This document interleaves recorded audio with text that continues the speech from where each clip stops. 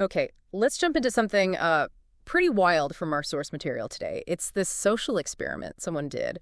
They basically acted like a scammer for 24 hours straight. Oh, yeah, I saw that one. And the source just flat out says the result was, quote, it got dark fast. Hmm. That really grabs you, doesn't it? Makes you think, okay, how dark and why so quick? Well, that's exactly what we're digging into. The source actually lays out the structure, the rules they set up. So this person decided they'd stick to like classic phone scams. Okay, The your computer have a viruses call, yeah. or hey, you've won the lottery kind of thing. Gotcha. The usual suspects. Exactly. But here's the key part. They swore they wouldn't actually scam anyone. No money changing hands. Ah, so purely observational. Right. It was all about watching the reactions. The environment was just, their phone, calling strangers. And the real aim wasn't just, can I fool them, but more about uh, understanding the psychology playing out in those moments. And the source mentioned a kind of arc, right? Like Yeah. how it started versus how it ended. Absolutely. It details this really interesting progression. So the first few tries, they were often, awkward, sometimes funny even, like people would just hang up immediately. Or maybe someone would figure it out and laugh, maybe even play along a bit. Right, so not immediately hostile. It sounds like there was a bit of, I don't know, awkward humor at first. For sure. But that didn't last. That initial lightness, it dissolved. So it escalated. Big time. The source is clear. The tension ramped up really fast. Within hours, things changed.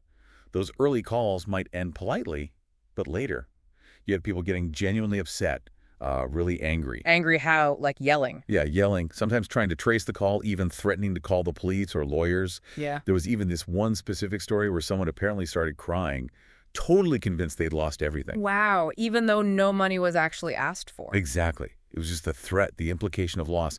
That really showed how fast it could flip from maybe a dumb prank to causing real emotional distress. That's where it gets genuinely uncomfortable, moving beyond just an act into real psychological territory for the people on the receiving end.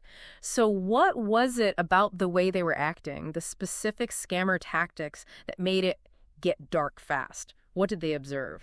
Well, what's fascinating is how the experiment sort of highlighted these psychological triggers. The person doing it noticed that creating this intense sense of urgency was super effective. You must act now or else. Right, the pressure tactic. Totally. Yeah. And playing on emotions, either empathy, like pretending to be a relative in trouble, needing help right now. Or fear. Or fear, exactly. Threatening legal stuff, account closures, things like that. The real takeaway wasn't just be suspicious. It was seeing how these tactics work by like bypassing your rational brain and hitting you emotionally. So people weren't just reacting to the words, but the feeling behind them. The implied danger or the promised, I don't know, relief. Precisely. It showed how easily our perception gets warped when those emotional buttons are pushed. Okay, so pulling back from the details of the experiment itself, the main lesson, the person doing it stated right in the source. It seems almost too simple, but maybe that's the point. What I learned from this, never trust random calls. Yeah, it's blunt.